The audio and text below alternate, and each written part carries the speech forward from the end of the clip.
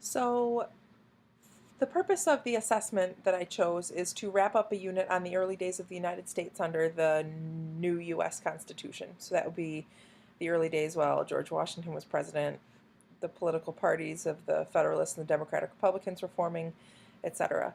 For this, I chose to do a summative assessment because a lot of what I've been working on lately through other platforms has been formative.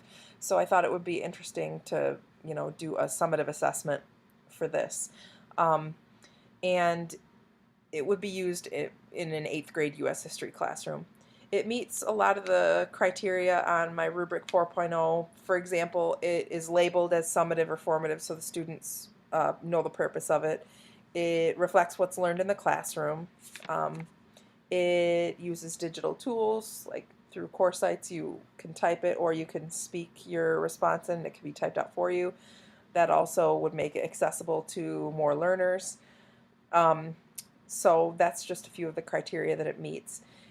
I used course sites because as I was reviewing different platforms, I liked course sites in that I wasn't super familiar with it, but there was a lot of possibilities. And I'm more familiar in general with Google Classroom and all things related to Google because that's what we use now at our school. So I made it through course sites. You would just click on it and you could see I was able to set like a time limit of an hour, that they have to submit it so they can only do it in one sitting. Although I could alter that depending on student needs. I could alter that for students with IEPs. And then you hit begin and it shows you the instructions here.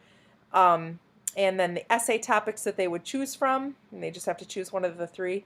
And then they would type their response here, or they could speak their response and have it be typed out for them. So that is the assessment I did.